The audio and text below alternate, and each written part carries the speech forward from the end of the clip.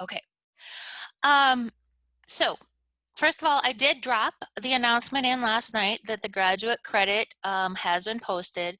It's also in your classwork is where you can find that. And so I've had a number of questions about graduate credit. And so the graduate credit really, so there's due dates on the assignments.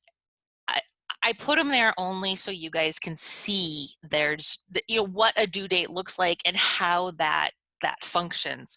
They're not there because if you don't turn it in, I'm not going to dock you points or anything. I do try to give grace, especially when we're working online. And so don't worry about the due dates. You can still do graduate credit even if you've turned in things late. And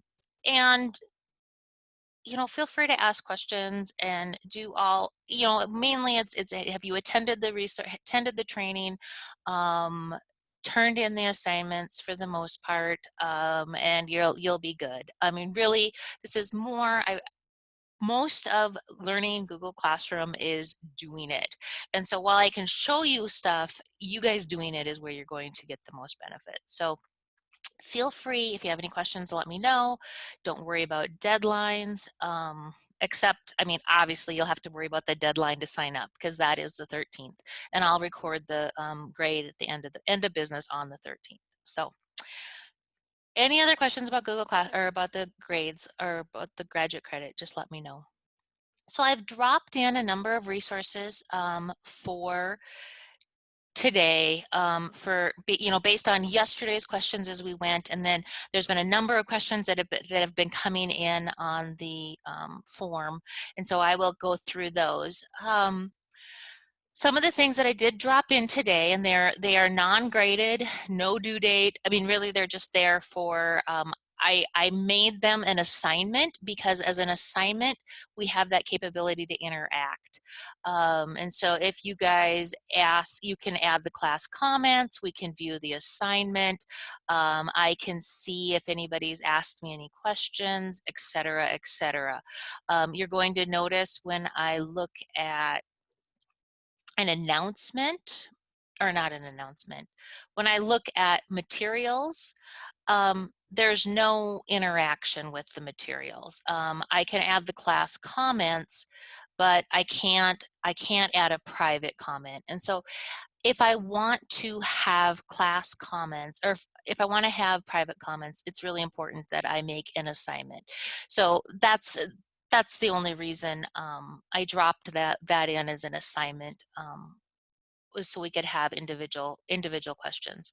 So there are resources here for ELA, world language, library that I added that were kind of asked yesterday. Go ahead and go through these, and I'm happy to pick out highlights. There's a few things that I want to touch on that'll kind of like for everybody to kind of think about. ELA, world language, library, math, specials, music, littles. Like Flipgrid is one of those tools that'll be really great for using across the board. World language, you can use it to not only speak, you can record yourself speaking. Your students can speak back, so you can kind of have that conversation. And I know that speaking is such a big part of learning a language. And ELA, that's another one where having that opportunity to provide that voice. So Flipgrid is one of those tools that we'll look at a little bit more today if we have time, just because it is great for having those conversations, and you can use it both in the classroom and at home. So it's not like it's something that you need to be one way or the other.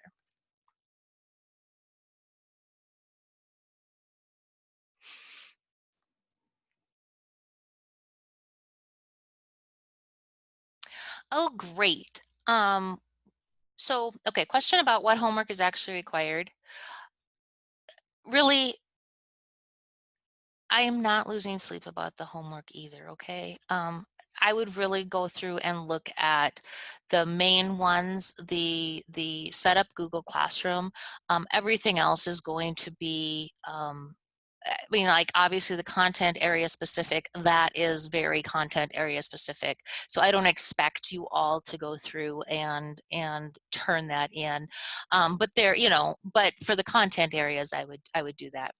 Great question about if I do a recording, can you see who has watched it? So you can see if all your students have watched if you put a video in. Unfortunately, no. There is no way to see that, you know, how many minutes or if I've watched it. But there are a couple of techniques that we can use to encourage watching a video. Let me think a second. I think I just did this yesterday. Great question. I just did this yesterday. So let me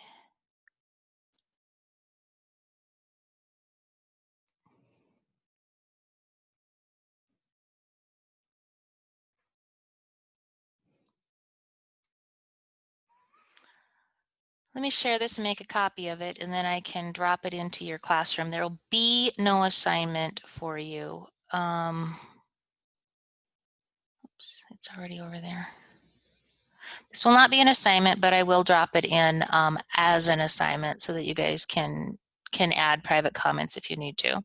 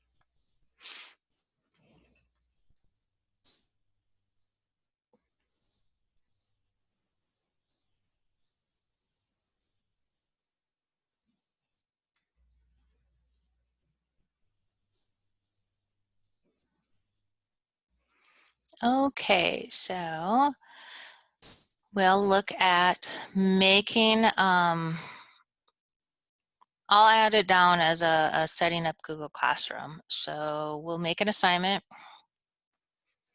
And we'll call it Google Classroom best practices for teaching online. And so just review the resources. You don't have to do anything with it. I'm going to attach it from my Google Drive. I needed to make a copy of it because I have to own it to be able to insert it. So this is what I did yesterday for the ASBSD conference, but there's some really great stuff that ties in really well. So that's why it'll still be nice for you guys. Okay, so I'm going to make it no points. I'm going to drop it under the Setup Google Classroom. And then the other thing I'm going to do with it is, you guys know about the emoji keyboard, right? I'll be able to add all the fun stuff. When you're in Google, all you got to do is right click and it brings up emoji. And then now I can search for a word, and a lot of times you don't find every word, but I've been able to do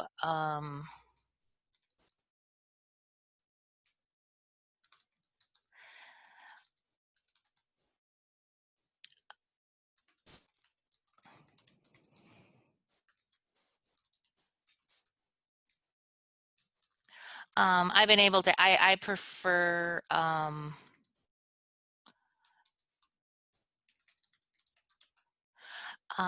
I prefer to use some consistency with mine, and so I try not to use too many emojis, but I mean, emojis are super fun. So it's one of the only ways that you can add stuff to your Google Classroom because you don't have the bold, you don't have the numbers, you don't have the bullets, et cetera, et cetera. So, all right, this is shipped out to you guys. And we will look at that real quick. So as we're looking at that, so this is going to answer that question of if you do a recording, how can you tell if students have watched it or not?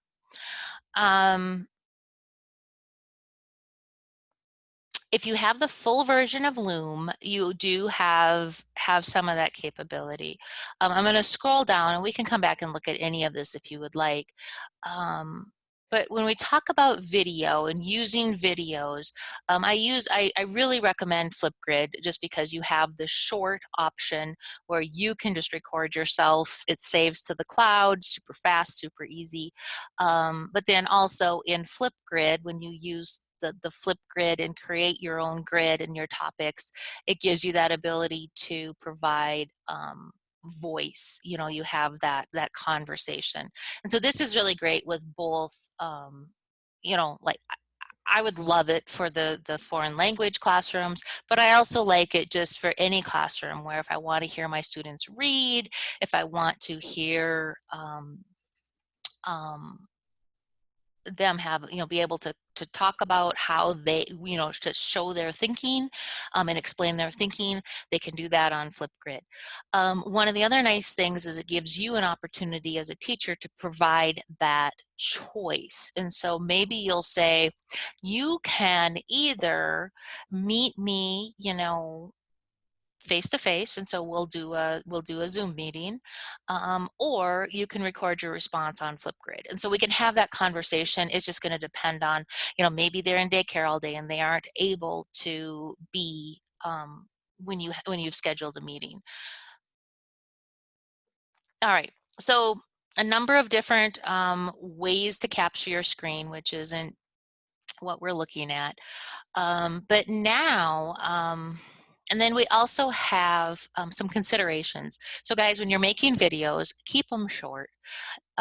John Bergman he wrote Flip Your Classroom book, and he's done a ton of stuff. He started the whole, well, I'm sure he didn't start it, but he really mainstreamed the whole flip classroom movement.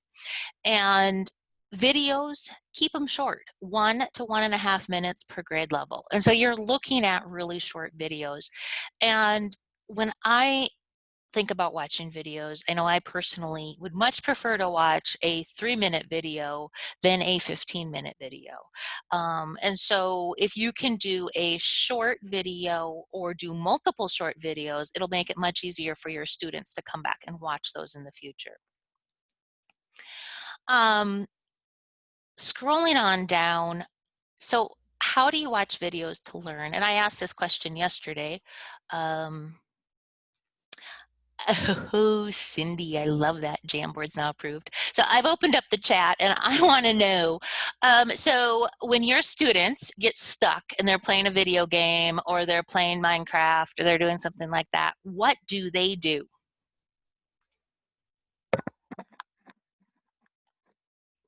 Chat me up.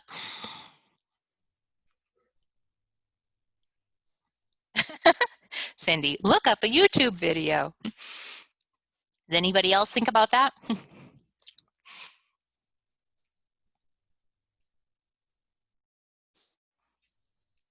So yeah, when your students get stuck, ask someone else with more info. Yes, sometimes they do that.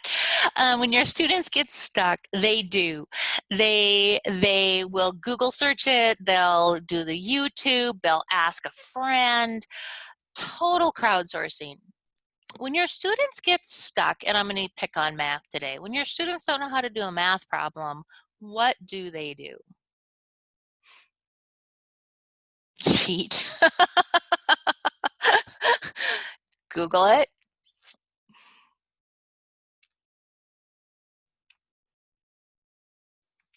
Do they come to school, use an app on the phone?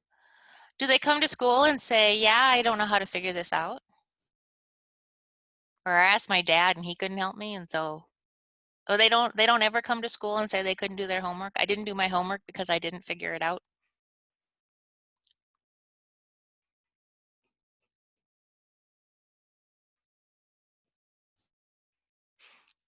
So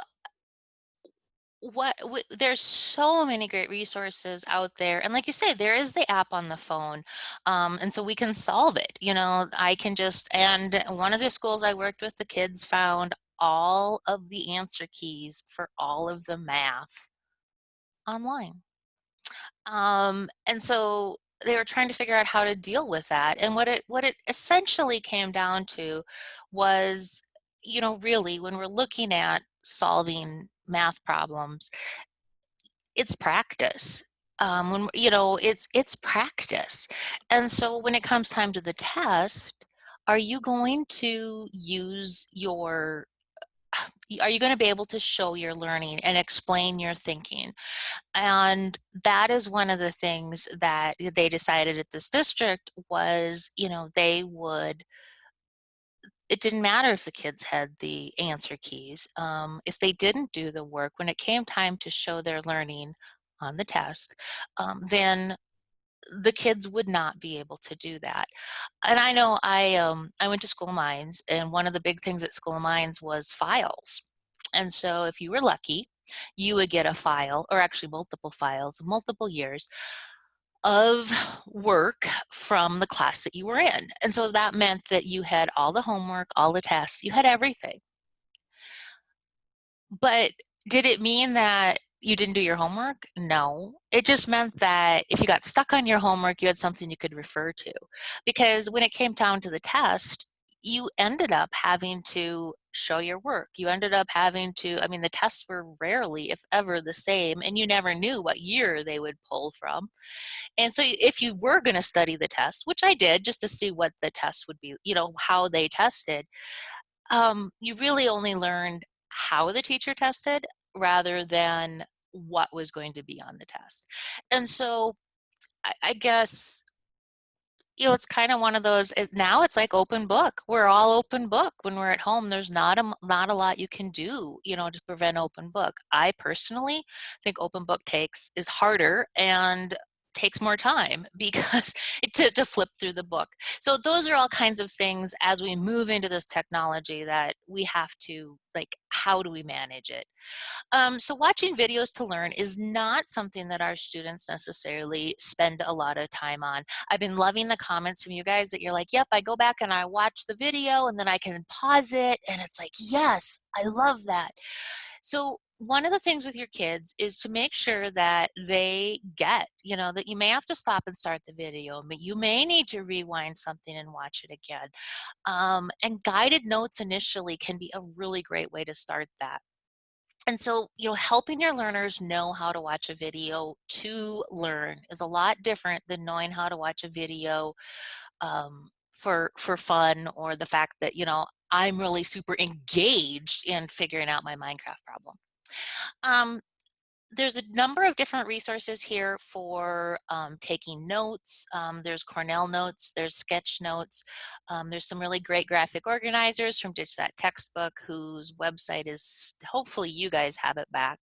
But there's some great graphic organizers here. If you need templates for graphic organizers, you can use those. But then how do you assess what they're doing? So in Google, you have two different ways to assess.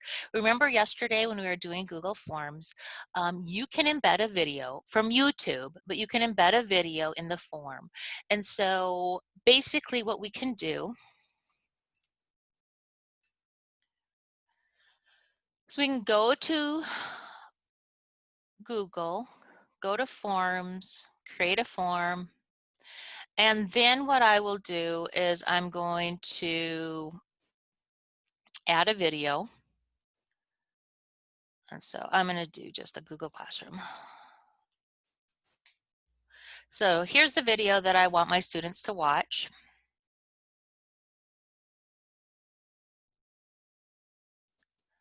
And then I can now add questions here. So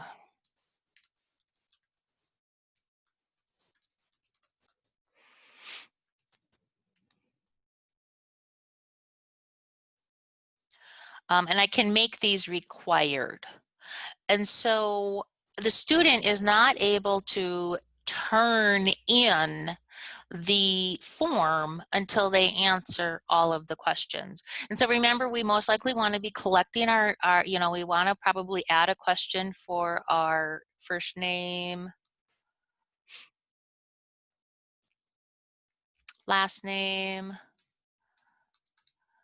and we probably also want their email address. And this can be in the form of, right now it's just a form, but I can change it to a quiz if I want to. I can make it a quiz, and now I can actually have it be auto-corrected. And so if I just want to ask some, guess questions, I can do that. I can also ask some more reflective questions. So video in a form, asking the questions. When you make it the quiz, you'll make it so that it is auto-corrected. And so because when you have the questions required, then they won't be able to go on. So that's one way.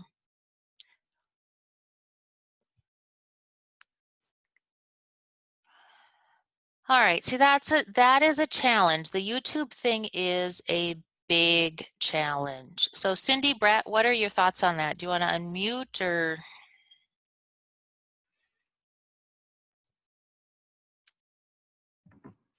Oh, YouTube has been something that we have discussed and gone back and forth for years. I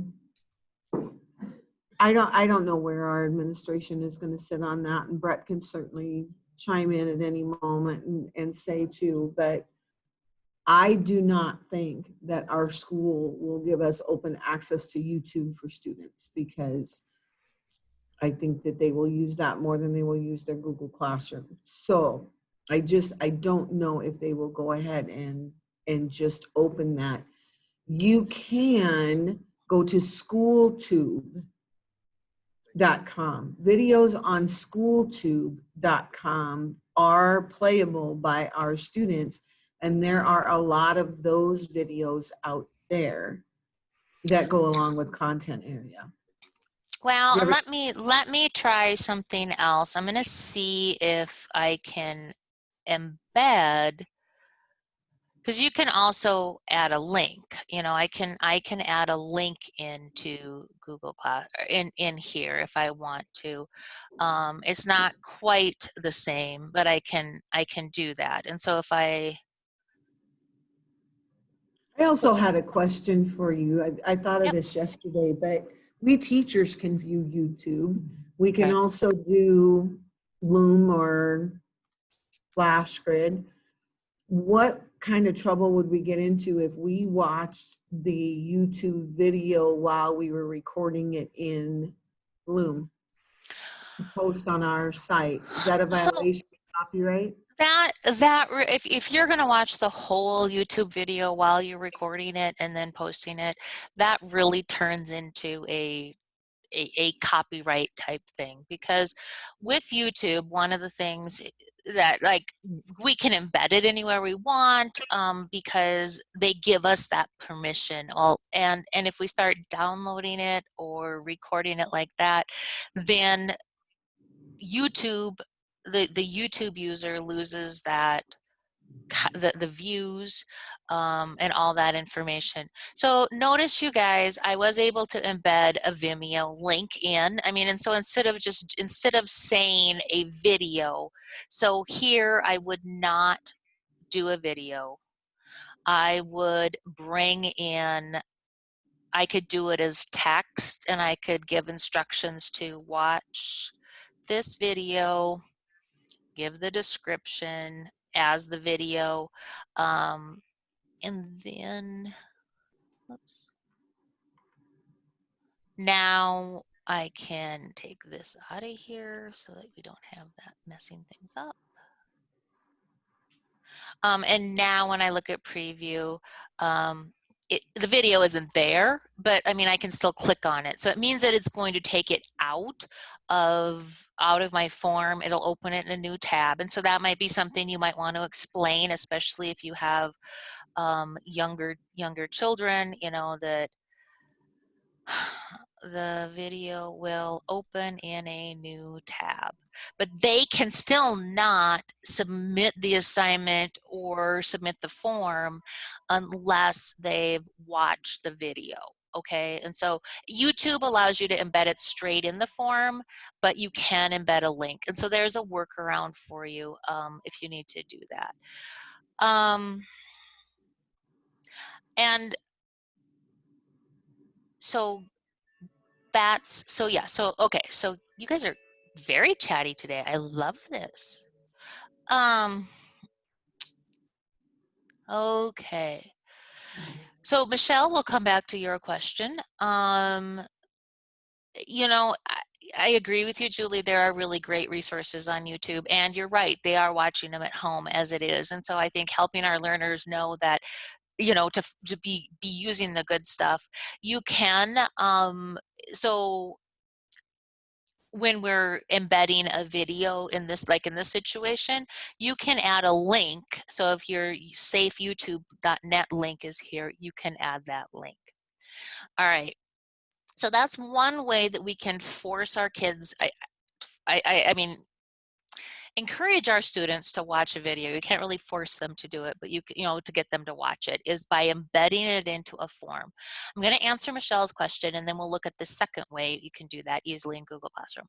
So Michelle, you have a great question about, do students have to have an email account to log into Google Classroom, and will our BK2 students need to be signed email for login?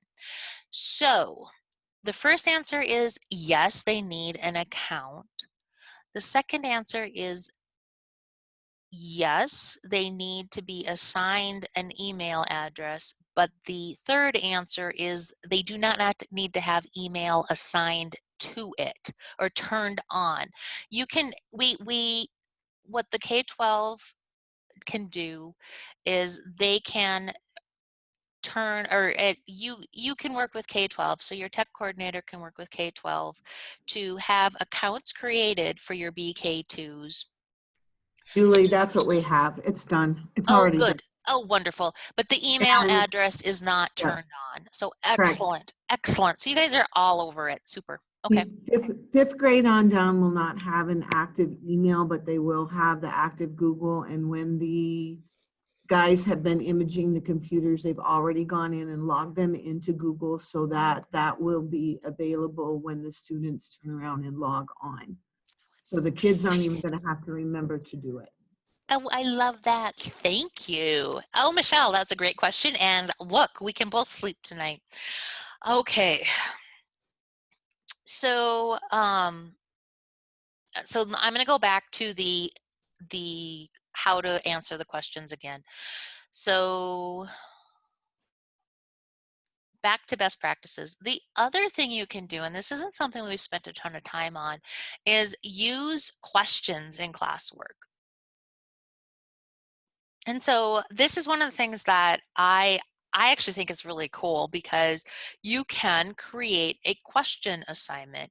And so in this question assignment, you can say, you know, you can ask the question. And so what is the main point of the video? So you can only answer, and you can have this question be either short answer or multiple choice. So that's totally up to you. And then I can come down here and I can add a YouTube, but if I just have a link to a video from another source like SchoolTube or Vimeo or something, I can add that link in. And so now we have this assignment where I'm watching Google Classroom on Vimeo. And this is just a question. And so I'm going to assign it out to you so you can see how it works. You do not need to watch the video. So over here we have points. Over here we have the due date. We have, you know, a topic that I can drop it under. But then you're going to notice these two options here. There's a students can reply to each other, and students can edit their answer. And so what the students reply to each other means that it acts as like a conversation. And so when you're doing short answer, you get that option. If I were to pick multiple choice, students can see a class summary, but there is no conversation. So if you'd like to have a conversation with short answer, you can say students can reply to each other. And so now when I post this, you will all see a question that you will then need to answer. Once you've answered the question, you will be able to see other students' answers and you can then comment on those. And so when you first open this, you're only going to see the question. And so I'll assign it, I'll go into me as a student so you can see what it looks like and you too can play around with it. And so let's see, So answer the Julie, question. I did this last year with like my juniors because a lot of them are in dual credit courses. And this is just like a discussion question for a dual credit course where you have to post your response and then you go back and reply to 2 other students. We've all had those kinds of assignments as we've taken classes over the years. That's Yes. what this question is like. Yes, yes, exactly. So I'm going to make it no points and we're going to assign it. And so I'm going to ask it, actually. It doesn't give me the assign answer. So here we go. This is going to make some English teacher crazy. So there you have it. I put a question mark on. All right, so this popped up just at the top. What is the main point of the video? And so I'm going to pop over to me as a student, and you guys can look at it as you as students also, and we will see what it looks like.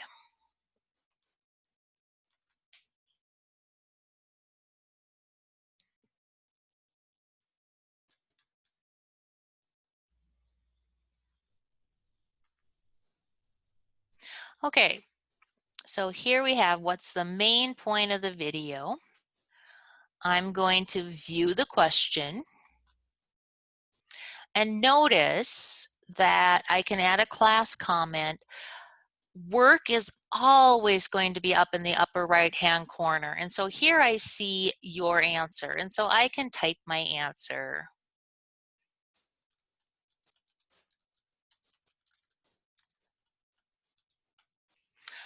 And then I'm going to say turn it in.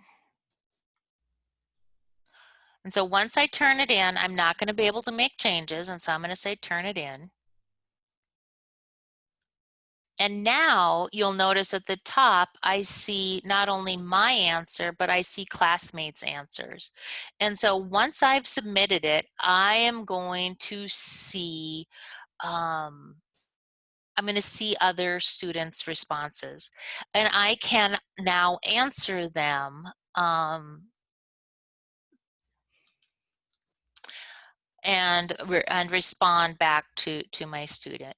And so the big thing with the questions that I've found is confusing for some people is when you open the question, there really isn't anything.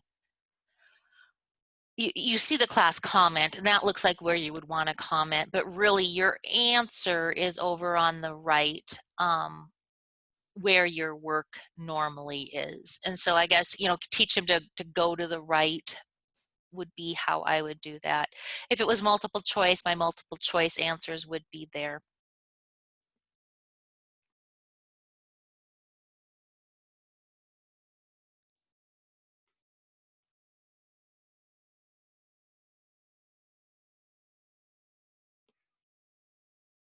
Oh, nice.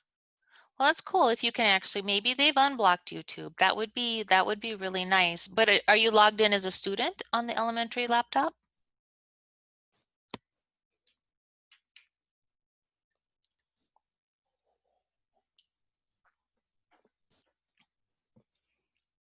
Oh, wow. Well, good. That would, it would make it easier. Google Classroom is still because YouTube is part of Google, YouTube is very heavily integrated in. But you can, like I said, just add things. If you can get a link to it, you can add it too. All right. So great question about how do we share, how do you make sure students are watching the videos? If we go back to those resources, there's a couple of other things. So we're not using Microsoft, so that's okay. But there's also Edpuzzle and Insert Learning, which are also a couple of other tools that you can use.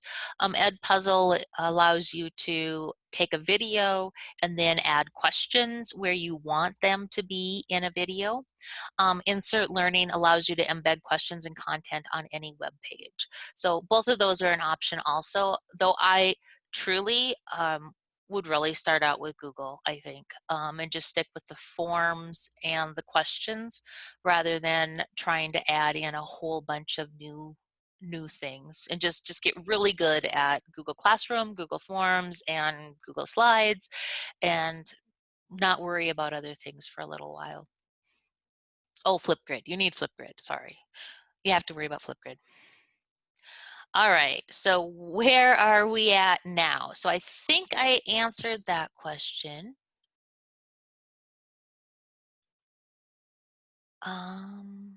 Still need to answer your archive question, Cindy. And Jamboard is here. And so I really want to play with Jamboard. Have you guys gotten to play with Jamboard yet?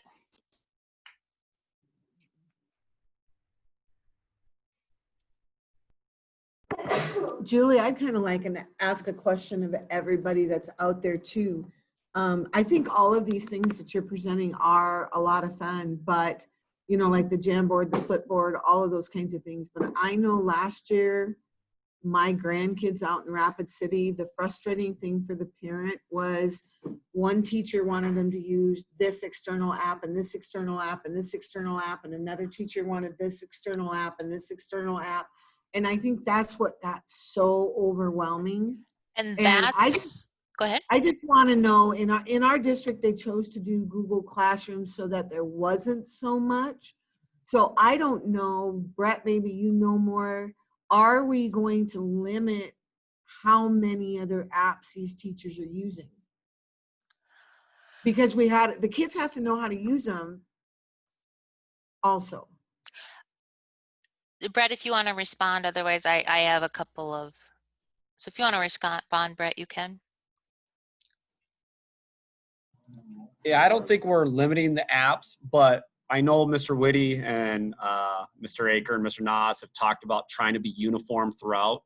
Like the third grade teachers all are trying to use the same platform. And I know we're all using Google Classroom, but for the iPads, we are putting on specific apps that I think we are the only ones that can put more on. Like each teacher, each student can't add their own. Right. So I guess I am like where I would really focus is really doing Google Classroom, using the forms because you can do so much with the forms, using the questions, which is part of Google Classroom. I would bring in Flipgrid because it gives you that voice option, which you don't have in Google Classroom otherwise. And then I would focus on slides, and that would be where I would really start. And so that's like I mentioned, Edpuzzle, Insert Learning. I wouldn't even look at those. I would just look at your Google Classroom, your forms, and your question, because those are part of Google Classroom. And that's where I know yesterday you guys talked about using a uniform kind of parent's guide to Google Classroom.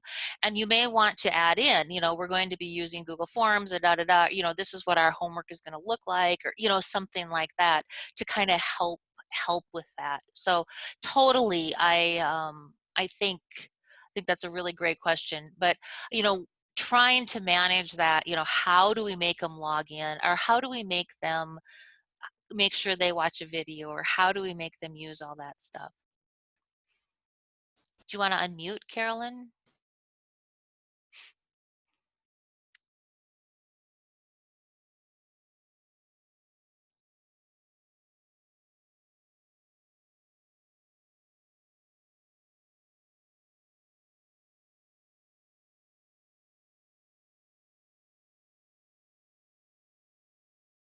Yeah, we can talk about all you need to do for the assignments before the end of today. We'll do that at the very end. Okay, so I do the other thing, Jamboard is part of the Google Suite, so that it is something that is within Google. It's not something that is, you know, an add-on or another login. And so that would be one that I would also really encourage you guys to utilize because it gives you that opportunity to use the interactive whiteboard and that kind of thing. And so have did you guys get a chance to go into Jamboard and play with that at all now that you can do it? It just got approved when I emailed you or when I Oh, chatted. That's the oh, first time it's been on. oh my gosh, how exciting. Okay, so I am going to really encourage you guys right now to go to Jamboard and check it out. If you need more ideas on this resource that I gave you here, we have the first day for Google Education at Jamboard, but then we also have a curated list of Jamboard ideas. And so you can go in and explore some of the different ideas that people have shared out for Jamboard. But I'm going to give you guys just like 10 minutes to play around with Jamboard, create one, and then you can see how you can assign it to your students in your classroom too, by just going to create an assignment, and then you have the ability to add from your Google Drive, and your Jamboards are in your Google Drive. So this is one of those tools that is inside Google, and so it's not outside the Google apps for education. So I'll give you guys about 10 minutes to look at Jamboard.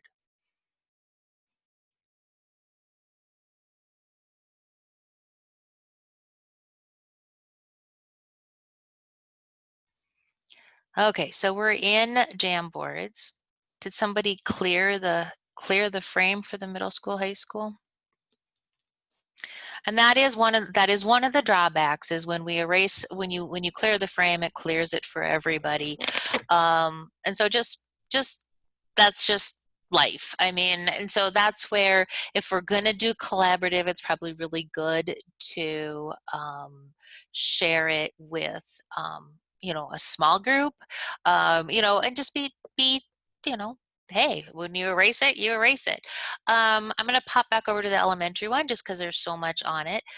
And you're going to see lots of different notes and scribbles and everything. The nice thing here is it looks like people were able to add in some images, playing around with that a little bit. If we go and look at the Jamboard resources, you're going to find some the introduction slides on the Jamboard resources are amazing. And she goes through and she talks about like how you can use it for number ordering. You can use it as an agenda. You can use it for sorting to be able to say, you know, like which one of these is different. We can go in and look at, you know, spelling word sorts. So for little kids, you can do that, but it doesn't stop with little kids. You can go down. Let's see, do we have some good examples here?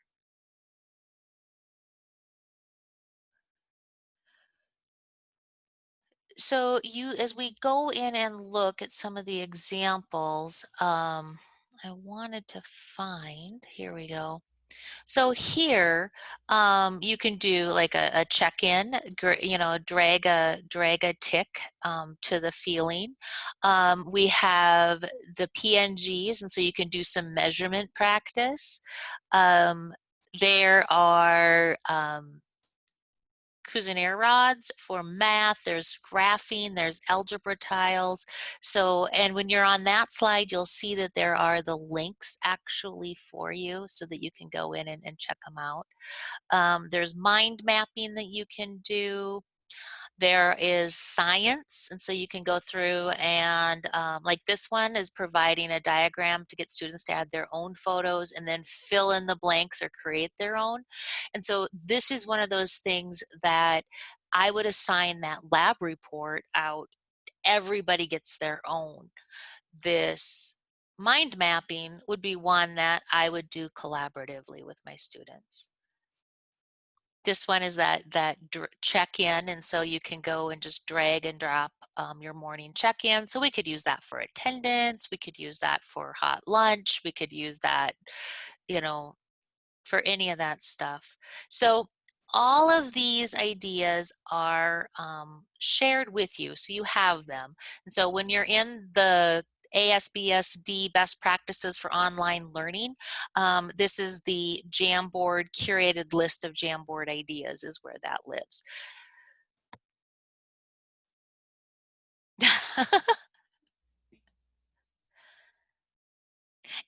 This is really awesome. This is really, really awesome. It is really fun. I've used it a lot with adults in school since we've been online, and it's just a really great brainstorming, and it's fun to, you know, the post-it notes are really easy to like share what you've learned. We've done a lot of question analysis, which has been really nice.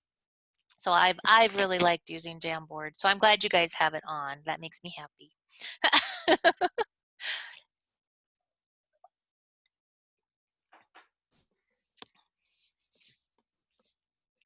Okay, so that is Jamboard. And now, now what? There's more things to look at. So Cindy asked about archiving. And so let's look at a real quick archive answer, and then we can also kind of talk about how that works. And so when we archive, these are the things that happens to your class. You and your students can still view the materials. So they can still see the class materials. This includes any attachments for assignments or any other student work. Students can no longer enroll from an archived class, and so they don't see it anymore, but they can't unenroll themselves from it. The other thing that happens is the Google Class calendar remains in your Google Calendar, the class calendar does. And I do want to look at calendars real quick with you guys, just in case you want to use that. And so those are just, so when you archive it, it's a great way to tidy up your classes area, especially if you teach a ton of classes in a year. It's a great way to, you know, make that be cleaned up. And so you can see I've archived a number of classes, but your students are still going to have access to that content. So the other thing when you're looking at, well, what if I remove the student? It's a great question. But when you remove a student from the class, they still end up with access to the content. And so their work remains in your folders, and they still have access. The folders still remain for them. And so, you know, keeping the folders really are their files. And so when you share something out, but let's look at the folders real quick, because I want you to kind of see what goes in each folder. So I'm going to go to my Google Classroom for today. I'm going to go to my classwork, and then I'm going to click on my Google Drive folder. So this is me as a teacher. This is the winner classwork, all right? So as I'm looking at this, you're going to see that really I have the work that you guys turned in. However, I need to turn that back to you. And so these are all things that this is what I have in my classroom folder. Now I'm going to go to me as a student and look at that folder, okay? And no, I'm not a very good student, and so I haven't done all my homework. But we are okay with that.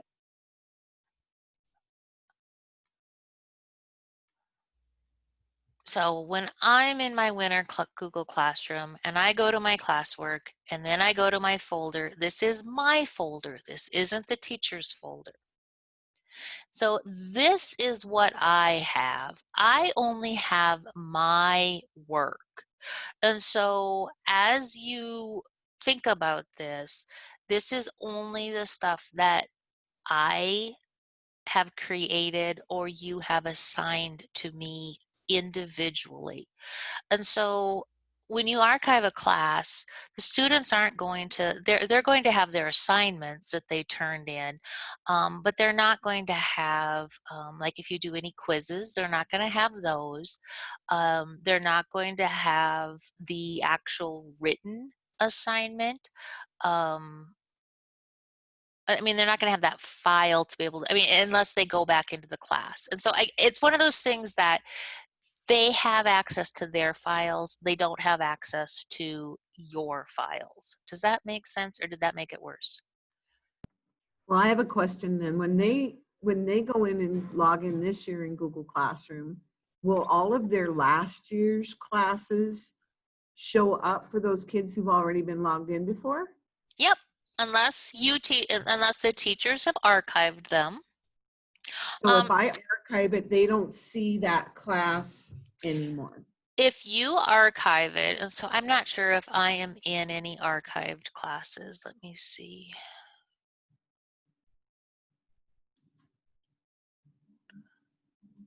Was I a student in this one?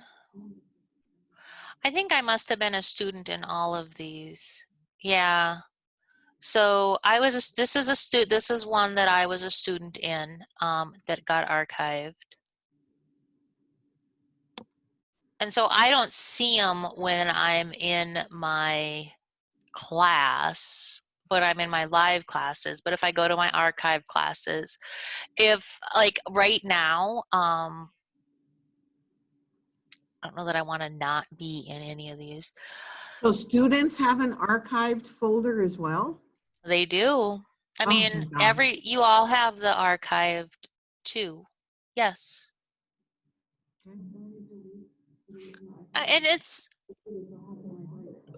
I mean, Well, they it's will have their work, but then they can't. they have their work, and that's all they have access to is their work. And so if I go into this and I go to my classwork, here I can go to my Google Drive folder for this class, which I have a worksheet, but that's all that I have in there.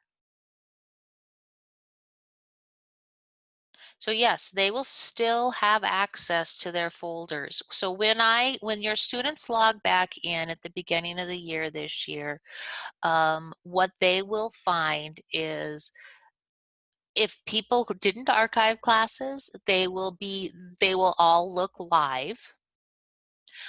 If people did archive classes, they will only see the classes that they are currently in.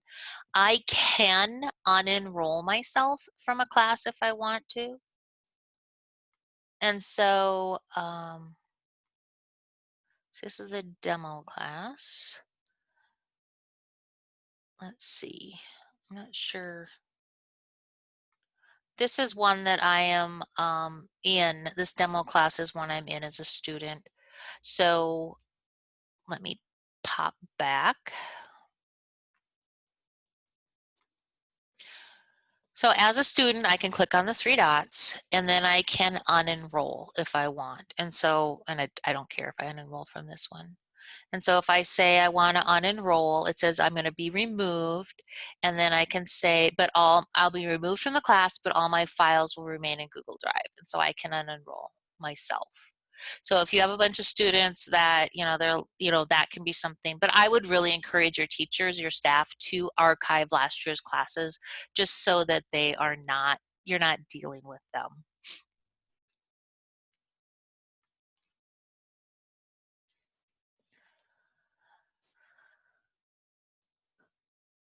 So I will give you the archive stuff in just a second. I can drop that in.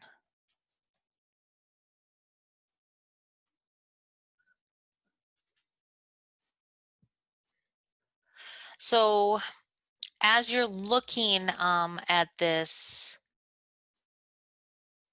so you guys can also unenroll from any of the classes. So like if you don't want to be, if you want to leave this class, you can unenroll from it. It means you lose access to the content though. I mean, so it's totally up to you.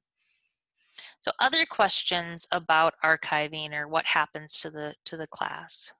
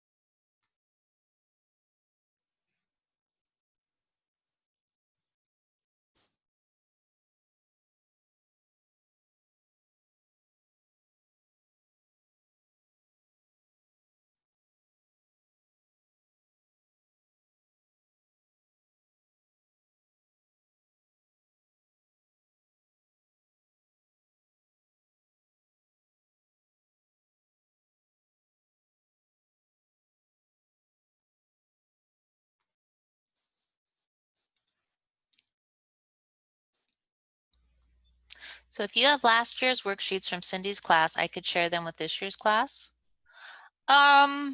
Technically.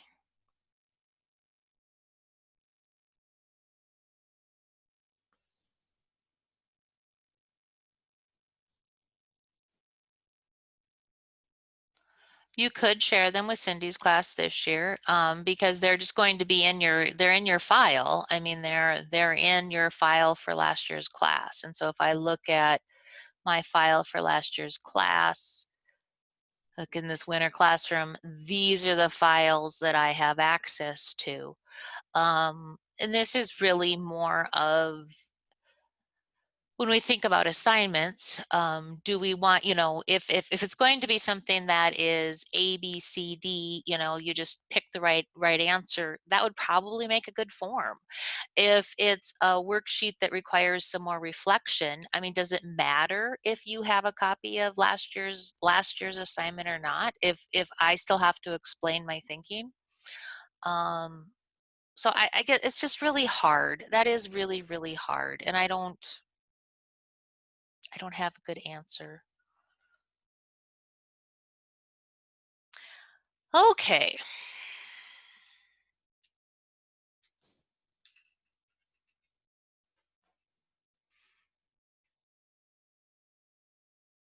So if you plan on doing anything you want to reuse from year to year as a graded assignment, you'll be doing it as a Google form.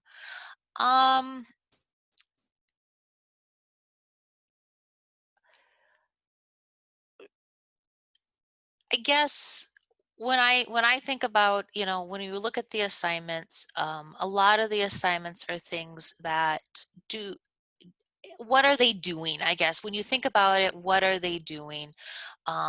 Is what are they doing in the assignments? Yeah, I mean, they're taking a quiz. They could screenshot their questions and save them. There's so many ways that kids can cheat. And this is really where I think one of the things that I remember going to a Google training, oh golly, it was when I was still at the state. And that was where they taught us how to find PowerPoints online. You can do a Google search and find a PowerPoint. You can do a Google search and find a spreadsheet. You can do a Google search and find a document. And the teacher was talking about, he's like, well, I teach my kids how to find a PowerPoint. And then I say, go out and find a PowerPoint that somebody's made about Egypt. And then show me the PowerPoint that you found. And then tell me 3 things that you would do to make it better. And it's like, oh, or verify those facts. tracks, or, you know, I mean, and so it's some of it is working, some of it is just doing those higher level activities. And so as the students are rolling through, um, teach them all the tricks. Yeah, you can take a screenshot of this, but you know, what happens then? And so this is where like the Jamboard is really awesome, Flipgrid is really awesome, because those are things that students have to create on their own. This is where you say, you know, make a PowerPoint or write your reflections and do XYZ. And so it's their work. And if it isn't their work, you have, you can show, you know, kind of like, hey, you know, this is not your work. So this is hard, and I'm sorry. It's just one of those things, I guess. So Nicole's looking at the little kids, and how do you want to deal with your weekly assignments to keep it from being out of control? The one bad thing about Google Classroom is we can't, like, when your assignments are done, so like over here when I'm in my winter class and looking at my classwork, I can see the assignments that are turned in and they're gone. I can see, like, I've not turned these in, and so they're still blue, they're still there. These don't have anything to turn in because they're just material. So one of the things that Casey Bell talks about doing is a couple, I mean, so is you can create like a past assignments topic, and then each week just drop your assignments to the new topic and say past assignments. And so, you know, edit the assignment. Oh, I can't edit the assignment because this isn't me. Okay, sorry. This is me. Edit the assignment, and then I can change the topic, or I can just drag and drop. You guys realize that I can say, okay, we're done with this. I'm going to move it down to online meetings, which isn't really where I want it. But I mean, I can just drag and drop it. And so at the end of the week, I could say, okay, I'm going to drag and drop it down to past assignments. And so all the stuff at the top will be what they're currently doing, and all the stuff down below will be stuff that's past. You can't unpublish an assignment, and so the only other thing you can do is delete it. And if you delete it, then it goes away. I mean, it's not in your grade book anymore. I mean, you still have it's still in your file, but the assignment is gone. So deleting is not really necessarily the best way to go with that. But the moving it, especially for your little kids. And so if we look at, let's see, in that creating Google Classroom where we talked about creating your topics and stuff, if we go down there, we have a couple of resources there on organizing. And Shake Up Learning does talk about, for little kids, how to organize the content. And so you can do weeks, you can do topic areas, you know, so if you wanted to just do this, you know, by your topic areas, and then drop them down. The other thing is a today can be really useful. And that's going to be something that you're going to, I would talk with my co-teachers and kind of see what they're thinking about and come into an agreement. That might make it easier for everybody, if you can do that. So both of those articles have some great ideas for how to organize and what to think about. And each one of you guys are going to have a different process or different system, more than likely, just depending on what you teach.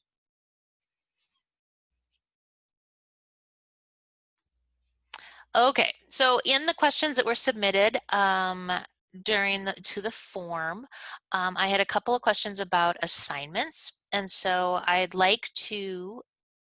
Yes, totally, Nicole. And that's really where you may want to have it be do more of what I did with you guys, where you just have week one and then you have a document that has everything for week one. And so this could be a table with Monday, Tuesday, Wednesday, Thursday. So you may want to do something like that where it is, and they only turn in at the end of the week. They turn everything in at the end of the week, and you only have one quote unquote assignment. So that could be a way to manage your little people. And I would also look at some of the early childhood resources that I shared with you, because they have a lot of different ideas for how to organize. Okay, so I had a question in the survey that went out about assignments, and the easiest way, and the how to do the assignments in a quick way, and then also the rubrics. And so let's go ahead and we'll do an assignment. We'll do a quick and dirty assignment with a rubric. So when we create an assignment, you'll see that you have options for an assignment, a quiz assignment, question, material, or reuse a post. I often reuse a post mainly because I want to keep my formatting and my language somewhat similar. And so if I have one that I like, I will reuse it over and over again, and then just change the numbering and change what's going on. And so I'm going to go down to a really light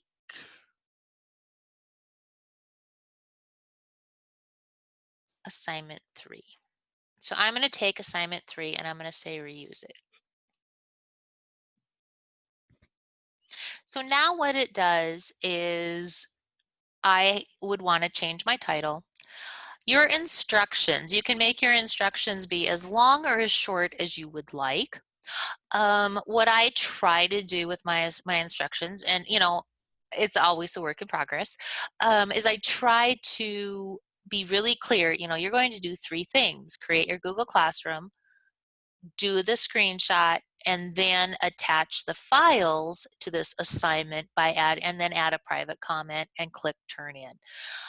So this assignment, all I ended up doing was I had a collaborative file that you guys did, and then I also had a document that I made a copy for each student. And so I did a couple of different things in this assignment. If I wanted to add a rubric to this assignment, and I can, because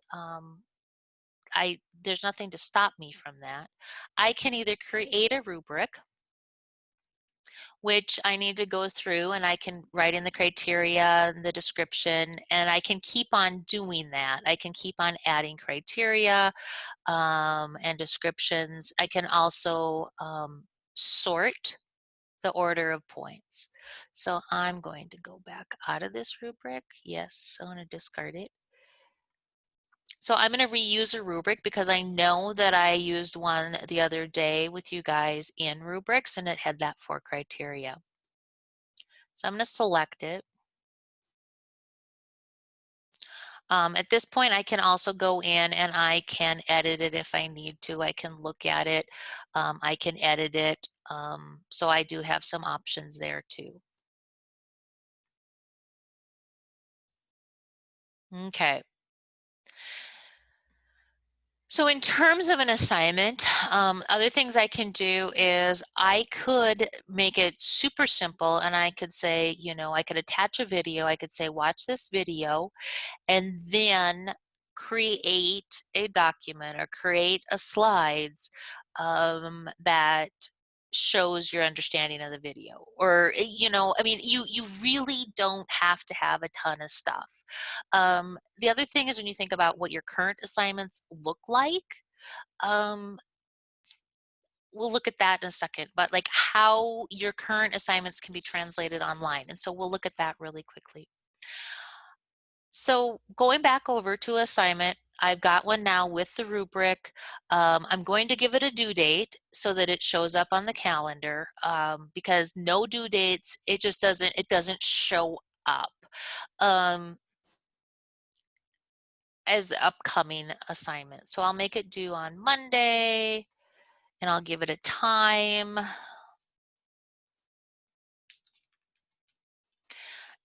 And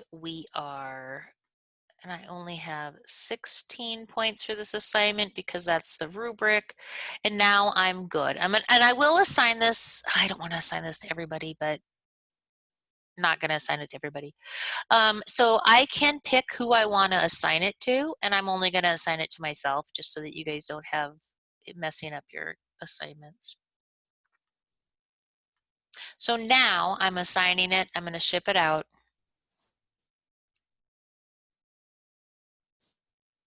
This is that is an assignment. So how do you figure out the quickest and dirtiest way to make an assignment? Let's go back to these best practices for teaching online. And let's go all the way up to the top of the page. And we have a couple of different resources here. One of my favorite bloggers is Catlin Tucker, and she did a post in the spring, I think it was, about building blocks for online learners or online lessons. And so when we look at this, you know, she goes through and she talks about all the different things that go into a lesson. And so one of the things she talks about, you know, is like instruction. What's better? Is it better to record a video and allow students to self-pace through the info? Or is it better to, you know, have everybody come together and listen to the instructions all at once? And this is one of the things that, you know, when I think about instructions and using instructions, you guys would be much better off if I did short little videos for you to tell you those, you know, here's what I want you to do, because then you would be able to rewatch and watch those, and I wouldn't need to answer as many questions. And so when you're thinking about instructions and making videos, those instructional videos of just, hey, this is what I want you to do for the assignment is going to be really good. So some of the other things that you want to look at is, and this, she's amazing. She put together the building blocks of an online lesson. And now we've already talked as a group that we're not going to be using a ton of different tools. However, this is going to give us that guideline for what things can look like. And so when we're talking about instruction and modeling, what can we do? So video recording.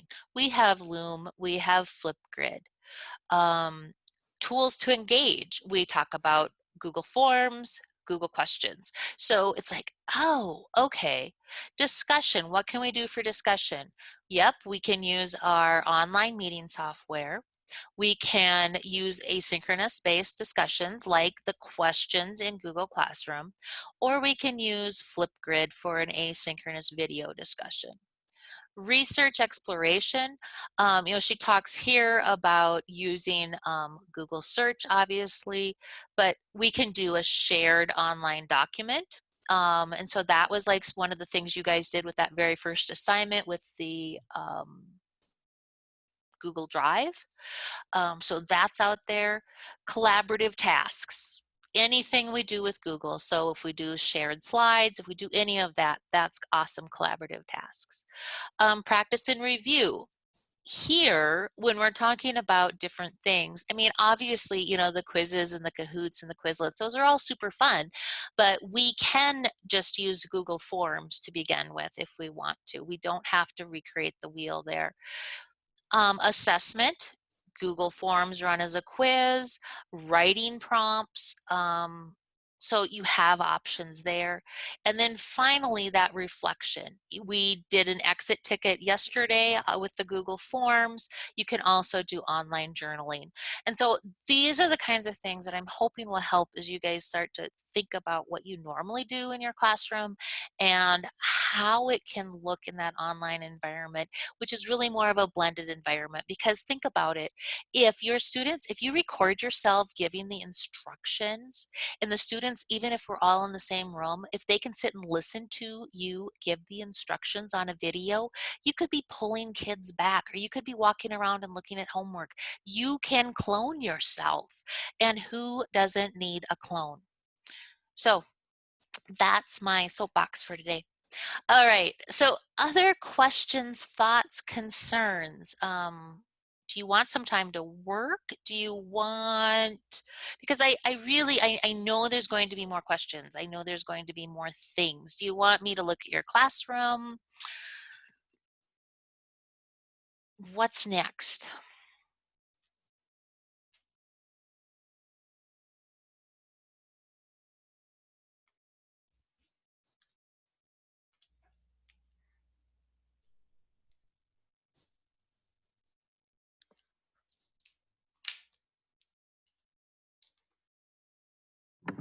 We're kind of looking at wanting to look around and see for sure what all is out there. And then if we have a question, be able to ask. I love that. Okay, then I will watch my chat. You can unmute. That sounds perfect. So Flipgrid. So we're in Flipgrid. You do need, so when I talk about the join code, that is something that you're going to get when you create your account and you share out either the link or the QR code. So this is brand new. They've changed it entirely in the last week. So I think Wednesday is when it launched. So you have either topics or groups.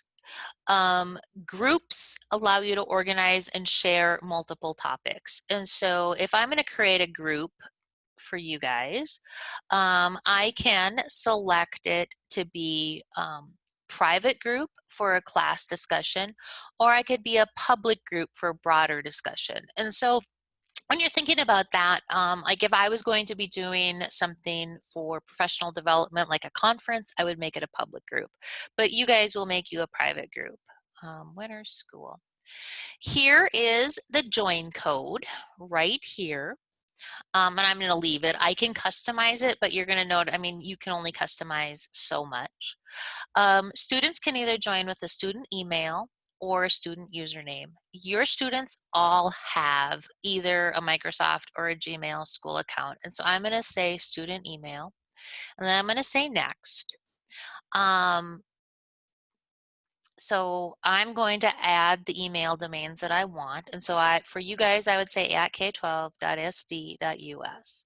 If I have more than one domain, I can add that.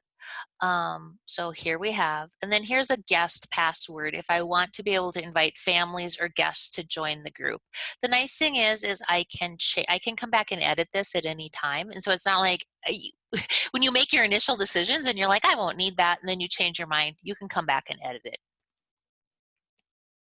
So here I am. I can duplicate topics. And so this is nice if I want to say, oh, you know, what's a topic that I want to reuse again? I can go in and I can ask,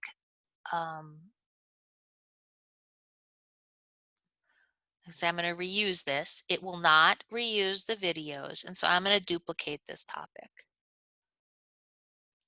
Now you're going to see that I can share it automatically to my Google Classroom, but because I'm in a different domain at this point, I'm in Thai Gaps, so it's just me. I'm going to copy it, and now I'm going to, here's my group. Here's my topic. Now what we can do is I will add it to your classroom. And so I'm going to go back to Google Classroom. And I'll make yet another demo assignment for you guys. And so we'll call it the Flipgrid assignment. I'm going to add my link.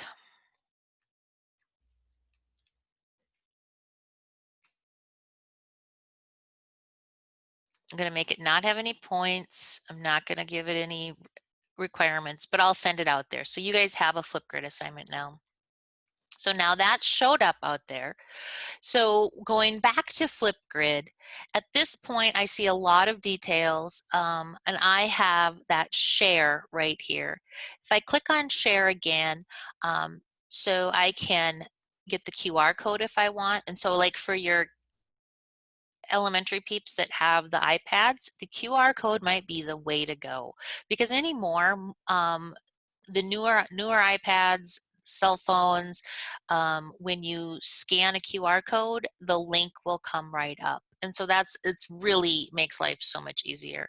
You can download this, and then you can put it anywhere you want. We could embed it on a website, share it out directly, or we can copy the link. So that is your join link. And so that's what, when I was over here and it asked me if I wanted to join Flipgrid, if I had a link, that would be my link. And so here's my join code. I can paste it in. It did not like me. Come on.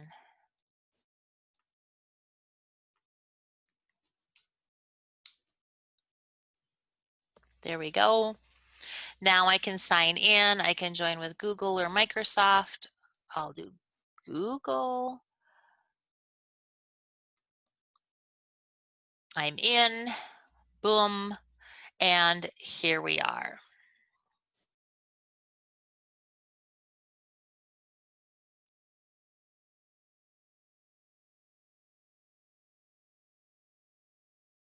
And so now as a student, when I'm looking at this, you'll notice that I have immersive reader here, so it'll read the instructions to me.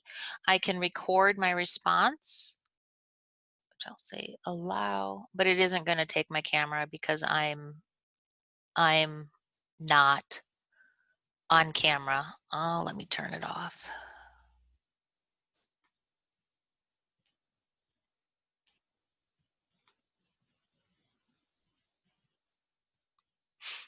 So I'm going to retry my camera. All right, so this is set up already to have 1 minute and 30 seconds. I can click anywhere to dismiss. You're going to notice that I can do a couple of different things here. I can upload a clip, I can mirror my video, I can mute my audio, and then look, I can record my screen, which makes me so happy because now I can do a screen capture. And so as a student, I could show you, you know, here's the work I did, or, you know, whatever, or I can show you what I'm looking at on my screen if that is what you've asked for. So I'm going to go back to Flipgrid as a teacher.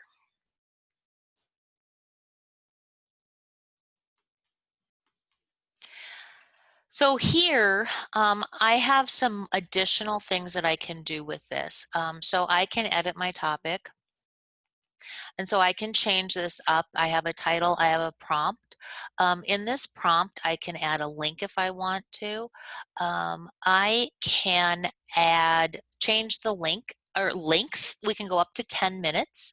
So that's, I mean, that's really long. I had teachers this spring do speeches using Flipgrid because of the way the kids were, we were socially distanced, and it was one way we could do that. You do have video moderation capabilities, and so I can turn this on. What that means is videos will be hidden from students until I activate them, and so it gives me an opportunity to review. It also means that if I just want to have conversations with kids and not have it be open to the public, it gives me that opportunity too. This focus, I can delete it and select new media. this is where, look, I can record a video. And so like if you want to record a video of yourself reading a book, you can do that. You could say, you know, I'm going to read this book to you. And then when we're done, the kids can, the prompt can be that they need to tell you, you know, 3 things from the story or whatever you would ask them. Here we can edit our emails and our passwords if we need to. We can add attachments. And so if you want to have the students, you go to a Google Doc to get the information they need, they can do that. You can set the topic status. And so if it's active, it means that anybody can add to it. If it's frozen, it's view only. And if it's hidden, obviously you can't see it. And then we have your scheduled dates here. And so you can schedule an active and frozen time. And so it's only through the day. It's not, you can't set it by turn on at an hour. You can set up notifications. You can set up what the students can do for selfies, and then you also can set up your feedback. And so lots of different things that you can do with these videos. I do not want video moderation on in case you do that. Yeah, I don't want that. So I'm going to say update. And so I deleted my topic focus so you guys don't have the flipping cat anymore, but that is, and then the other cool thing is once you get data, you can export it. And so I have nothing in this one, but like this spring when we did the Thai conference, I had so much cool stuff. I mean, because I had everybody's names, I had how long their video was, I had their interactions. And so it was really, really cool to see what you could do with it. So that's another option for you. Yeah, I deleted the cat. That's why you don't see the cat. Sorry. I know, I like the cat the best, so no more cat. There's nothing to focus you this time. Okay, so great questions about Flipgrid, and Flipgrid I think can really be an awesome opportunity for you guys. The other thing with Flipgrid is you have this discovery, and so like for the foreign language teachers, for English, math, any of those, you can go down and look by topic and see what other people have done and get some good ideas. And so love it for that. And then like I said, finally, the shorts are some of my favorites because you can just make a super short video up to 10 minutes and capture your screen, have your voice. And so an easy way to make those directions. If you're looking to reach out into the world, you can do grid pals. And so you can find somebody to have a grid pal with and with another classroom. So really fun, and you can start out really simple and you can go really advanced, you know, I mean, and so you don't have to do super high things. And so Stacy, I want to answer your question about the most important things for elementary students to use. Start out with, you know, you got Google Classroom. I would use Google Slides. I would make sure, I mean, forms are just easy, period, because on the student side, all they're doing is filling out that form. Jamboards. And then I would also think about Flipgrid. And that would be really where I would stop. If we go back to today's resources and ideas, this best practices, if we scroll on down to the very bottom, I talk a little bit about that collaboration. And so you've got Jamboard, Padlet, which I wouldn't bring in at this point. I would just keep it simple. And then using Google Slides, because you can create, you can discuss, you can brainstorm. You've got HyperDocs, and then you also have you're using it to create editable PDFs. And then you also, I gave you guys examples that you can take if you want to take and use them for ideas for collaboration. And so we have this one here is it's a snip of a PDF. this is what I did to my PDF. So yeah, I had to do a little bit of work, but now I have a document that I have two people in collaborating and having a conversation, and they're answering these questions, which were over here before just a single opportunity. You guys did all this as collaborative slides, and so each of you took a slide, put your name on it, and did some stuff to it. This is a really great way to have everything in one spot. This is one of my favorites. We did a primary source analysis. This is just a simple table. We'd already talked about what is the analysis, how to do it, so it's not like they were just dumped in here. We'd practice this together, and then they had breakout rooms where they did this. And so these are all options, just to kind of like when you're thinking about Google Slides, you can do so much with Google Slides. And I'm hoping that your access to that, what's his face? Matt Miller is open, because you will really be able to have a lot of resources there, if you can get in and look at those, because the elementary stuff is really good.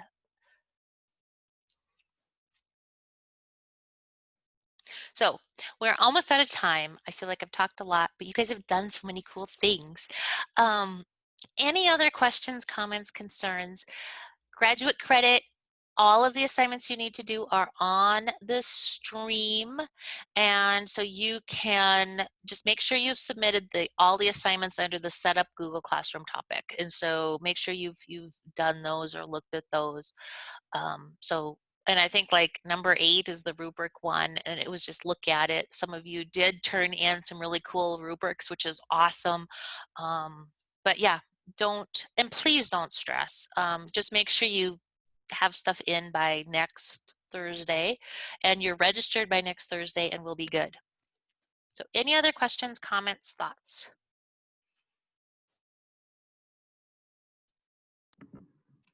Thank you, Julie, for doing this and getting it set up with such a short time request after we got it started.